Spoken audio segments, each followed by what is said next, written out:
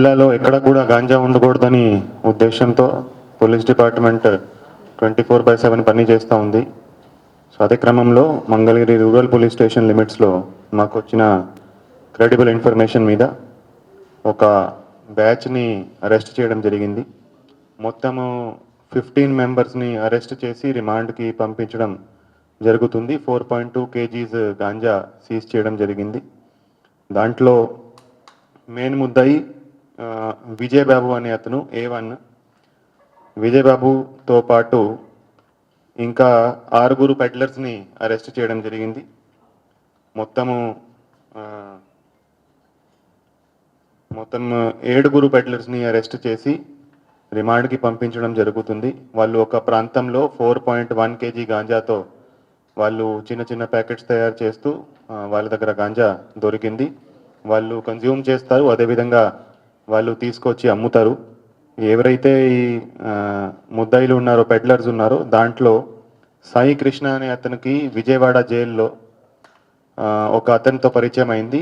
అతను రాయగడలో గాంజా దొరికిందని అతనికి ఇన్ఫర్మేషన్ ఇచ్చాడు. ఆ ఇన్ఫర్మేషన్ బట్టి వీళ్ళు రాయగడ ఒడిశా నుంచి గాంజా తీసుకువస్తున్నారు. గాంజా తీసుకొచ్చి వాళ్ళు కన్జ్యూమ్ చేస్తారు, తర్వాత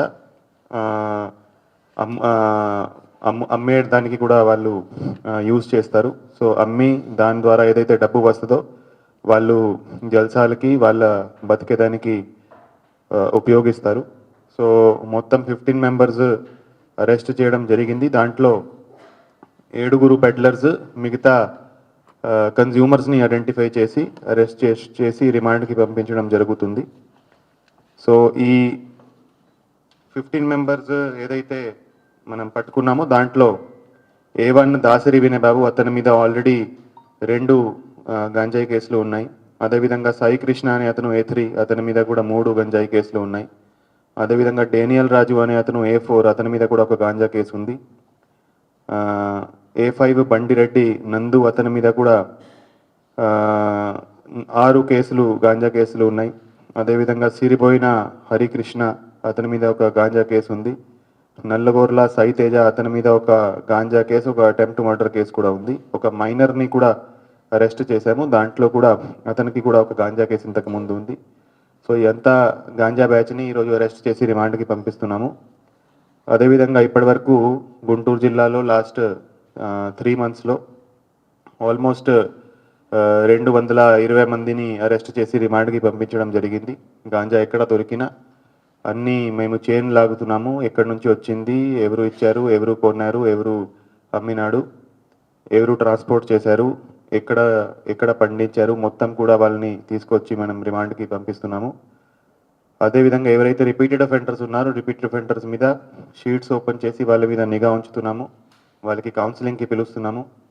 అదేవిధంగా ఇప్పటివరకు 7 మంది మీద పీడీ యాక్ట్ పెట్టడం జరిగింది. అదేవిధంగా 13 మంది మీద పిట్ అండ్ డిపిఎస్ ప్రపోజల్స్ పంపించడం జరిగింది. త్వరలోనే అది ఆర్డర్స్ వస్తే వాళ్ళకి కూడా జైలుకి పంపించడం జరుగుతుంది.